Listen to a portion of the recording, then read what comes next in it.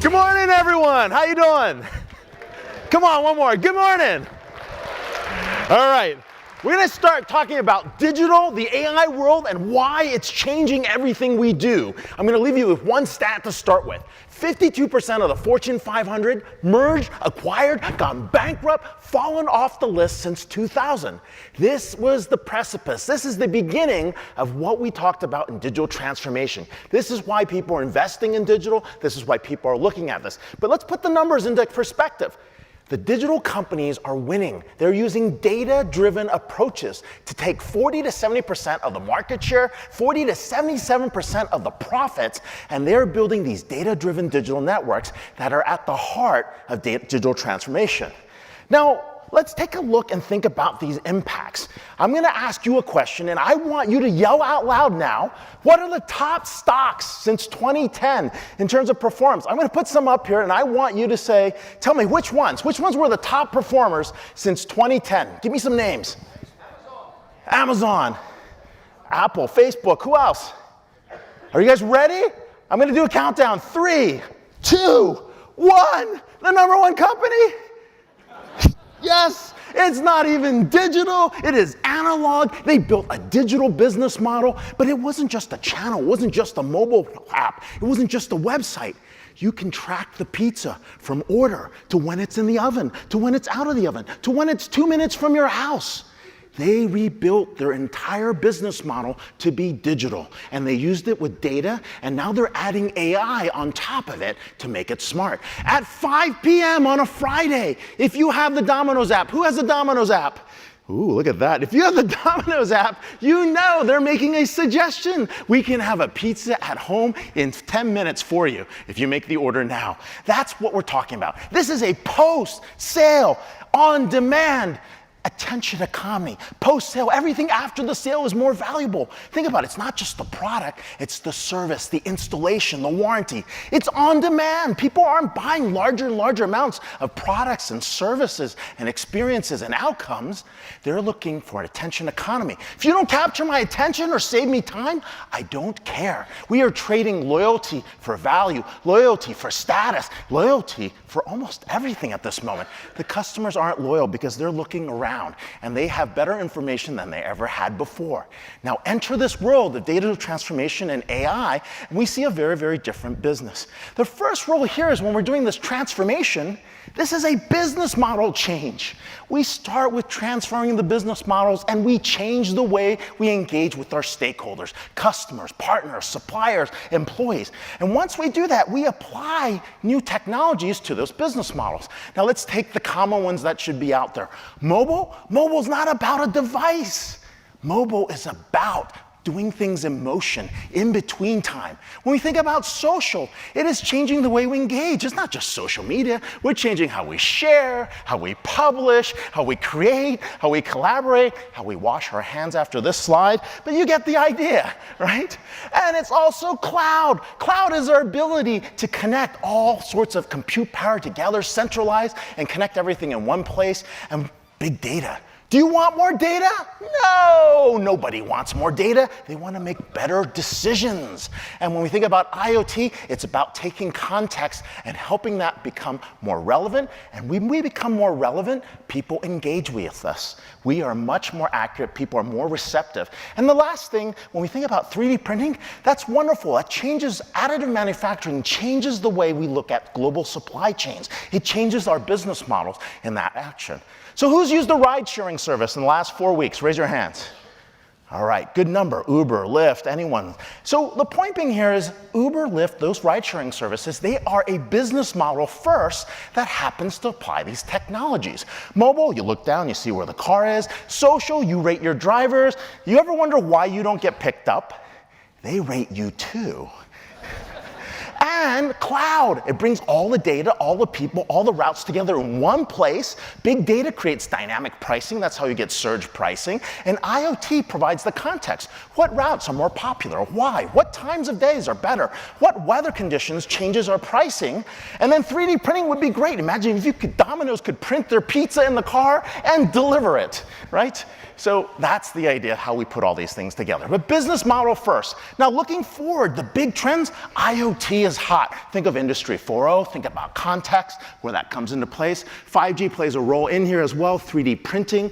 AR, augmented reality, mixed reality, definitely a big piece in the way we look at learning, field service, and of course robotics and automation are going to play a big role in terms of how we scale. And then when we think about blockchain, it's about trust. You can do a lot of things outside of the blockchain, but when you don't have trusted networks, you use that as a mechanism to start that catalyst. And then, of course, we'll think about AI and cognitive, which is going to be the biggest impact in the next 10 years. And that's why we're talking about this. Now, what's happening in the market?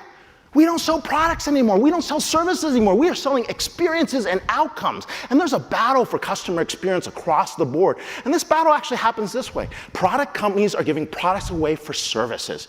Free cell phone with a 2-year services contract. Services company are giving services away for experiences. We're moving from freemium to premium. What happens when you get to the 10th level of Angry Birds? It's free. A gigabyte of storage, now you have to pay. So we're going from freemium to premium, from free to actually paying for those experiences. And experience-based companies are transforming business models, and business model companies are transforming outcomes. We'll take care of everything for 90% uptime for $1,000 a year. That's where we're headed. We're building outcomes that reflect brand promises. Now, here's a medical equipment company.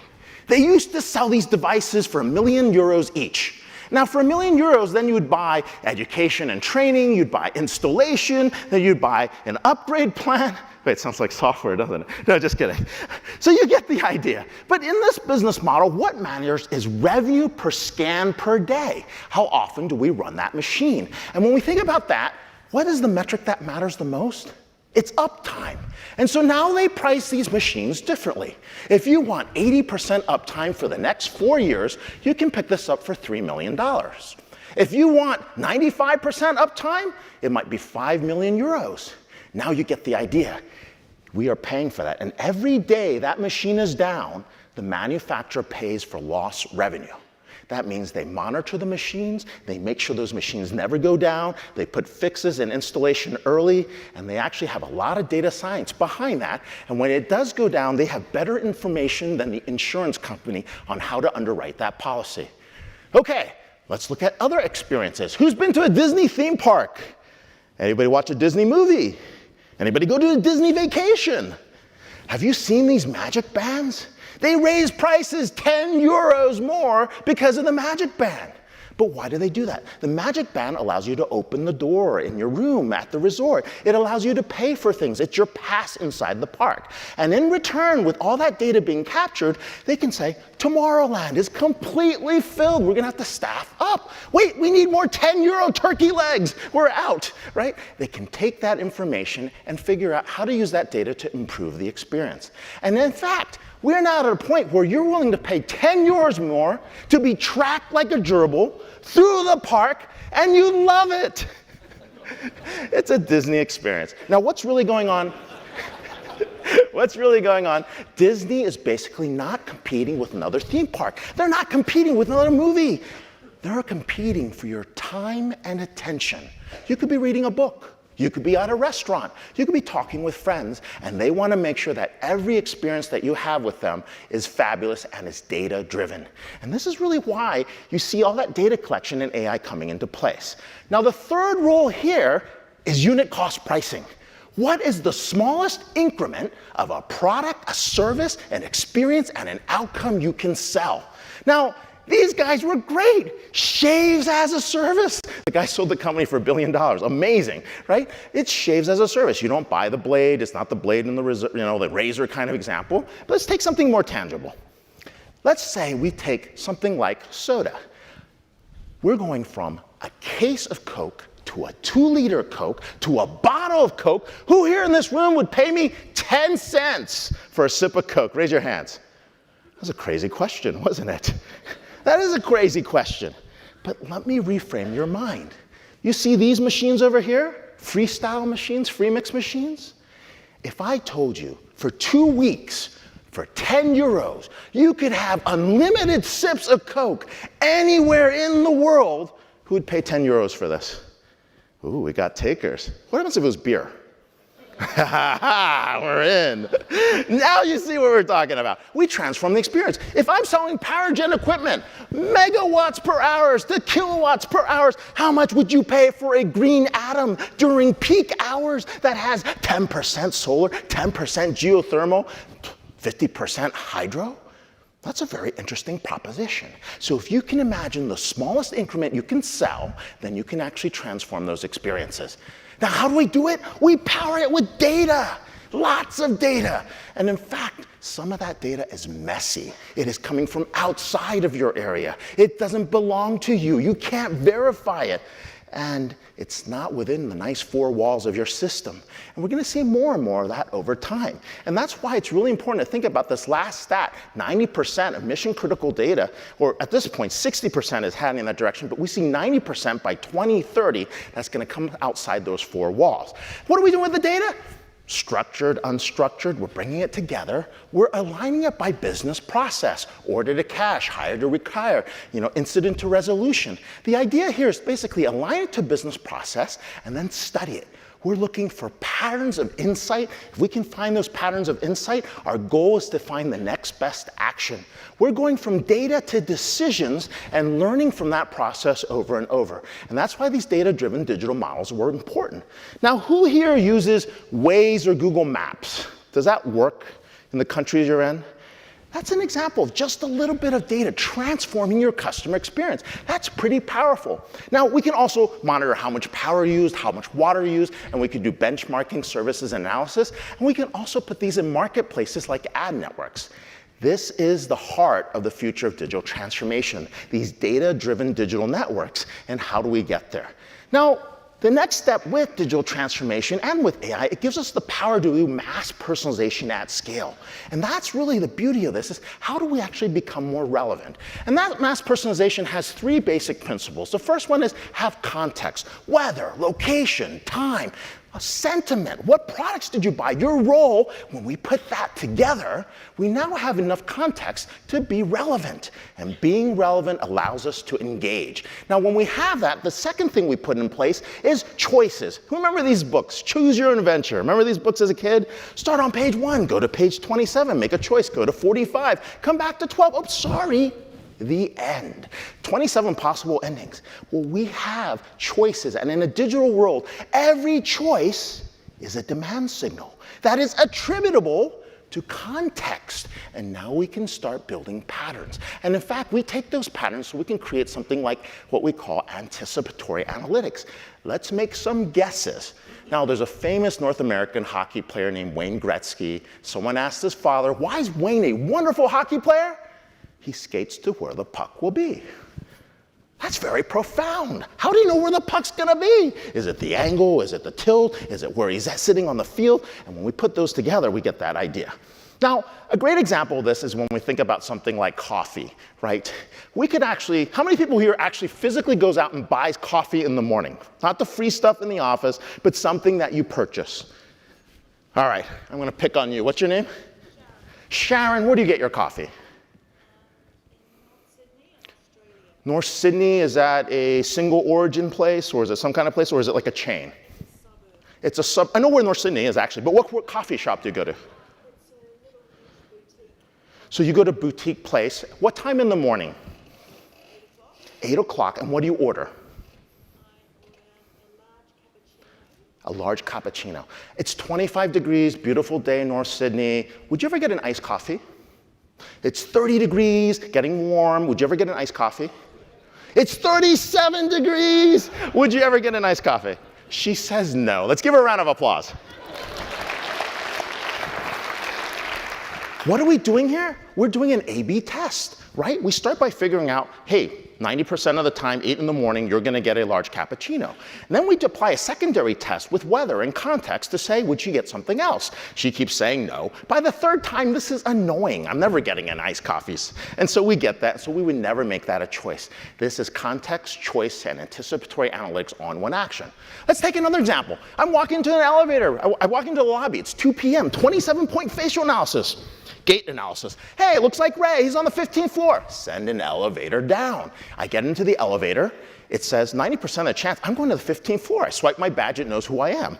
It also says, my boss, she's on the 25th floor. There's a 70% chance I might want to meet with her because I've been trying to schedule a meeting for the last 3 weeks. But wait, there are free donuts on the 5th floor. What do I do?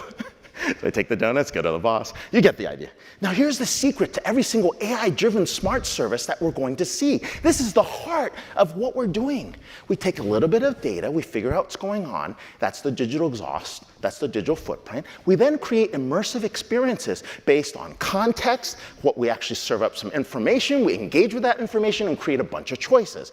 From that point, we then deliver the personalization at scale. And at that point, we go out and create anticipatory analytics, make some guesses and probabilities. Then we go out and deliver some catalysts, give you a set of choices, and then we have a value exchange. Sometimes it's money, sometimes it's not money, sometimes it's an agreement. And then we learn from that. Is it a one-time thing? Is it a dependent process? Is it a regular thing? And then we apply machine learning and keep coming back. And the goal here is to deliver on outcomes in AI. AI is about what? How do we get to an outcome? First part, tell me what's going on. Second part, start helping me with a notification or an alert. Third part, make some recommendations. And then over time, automate those recommendations. And if you can automate those recommendations, start predicting what might happen. But the fifth thing is the most important part. How do we prevent disasters, mitigate risk, right? That is a huge thing. Most famous phone in the world, the Galaxy Note 7, announced at every airport. Remember that? Crazy. 100 phones, 8 sigma in quality, took out $8 billion in a recall. If you can go from 8-week recall for $8 billion to 8 days, which would be somewhere around $800 million, to 8 hours, which would be $80 million, why wouldn't you do that? $1 million software to take out 80 million on risk? That's a wash. Every CFO would be in on this, right? So you get the idea of what we're trying to achieve. Now, the last part I'm going to spend some time talking to you about here is really what we call AI-driven smart services and how it fits in an area like manufacturing. I'm going to ask you a very important question. How many people here actually would fill out the warranty card for their toaster and mail it in? Raise your hands. I want to know who you are. Come on, there's got to be one person. Anybody feel? Okay, good. We got one here. Thank you, thank you. Okay, what is the first phone call like for a manufacturer when someone calls about their appliance? It's broken. It doesn't work. I don't know how it works, right? It's negative NPS on day one, right? The first call, you spend 30 minutes figuring out who they are. Is that even my product, right? What's broken? What's going on? But let me change the equation for you real quickly. If I said, connect your toaster to the internet, give me just an email and a zip code, and I will monitor your toaster. And 90 days before the toaster goes out, I will let you know. Who would now register their toaster, appliance, washer, dryer? All right, we got a lot more people now, okay? Now, if I add to that and say, I will monitor that, I can now monitor and see what products are broken, which suppliers lied to me, what's happening in the marketplace. I can actually figure out, why do toasters in Amsterdam do better than toasters in Spain? Maybe it's humidity. Why do toasters in New York break more than toasters in London? Maybe it's the bagels. You get the idea. And pretty soon I can actually do some things that are very interesting. So what's your name? Chris, if I told you your toaster's about to break in 90 days, I'm going to give you the same toaster. You've had it for 10 years for the same price you paid. Would you take that offer? Possibly. How about I change the offer and say, for 25 cents a month for the next 10 years, I'm going to offer you the toaster. If it ever breaks, I will fix it for you for free or send you a brand new one. You now have toast as a service. You're in. As long as you hear this. Okay, he's in. He's in on toast as a service. And even cooler, what can I start doing? I can offer you for $100 a month every appliance in your house, guaranteed if ever it goes down, I will take care of it. So maybe the first set is Electrolux, LG, Samsung. Maybe the second set at 200 euros a month could be Bosch. Maybe the third set could be Gaggenau Miele for 400 a month. And now we have different models. We have built customer experience monitoring, remote field service, toast as a service, direct to consumer, and cross-sell all into one. Every industry is learning from these different business models. And I'm going to give you the last thing here. This is about digital transformation and the human element. We can't forget to humanize digital transformation. There's 5 generations out there, and the first thing you have to think about, how well you know the technology and how likely you'll use it. And you'll see that here. The key thing here, first set, digital natives, they jump in. They're 80-year-olds that I work with in nursing homes that start on a digital device. They're on a tablet. They're the ones texting you in the middle of work with questions, right? And then there's digital immigrants who takes notes on paper and takes a picture of it. Anyone do this? You are a digital immigrant. You should know better, but you're navigating between the two. And the last one is digital voyeurs. And digital voyeurs, they jump in and they say, hey, I'm not ready, but I like the technology, I'm not scared. And then we have digital holdouts. They're like, no, don't talk to me, I'm not interested in this. And then the very, very last one are digitally disengaged. They were your friends that used to show you the coolest devices, the newest apps, they got you excited about everything. Now they wear hoodies. They use burner phones. They pay in cash. They avoid video cameras. They know Snowden was right. All right, anyways, here's where we are today. We're worried about where the robots will take over. My honest assessment to you is we're at the very beginning of transformation in AI. There's a long way to get there. We have a lot of opportunities. Start building your stuff in the cloud, take advantage of data, put all that together. And if you do this, you're gonna be successful. We're gonna be able to see AI and digital transformation come together. Thank you very much.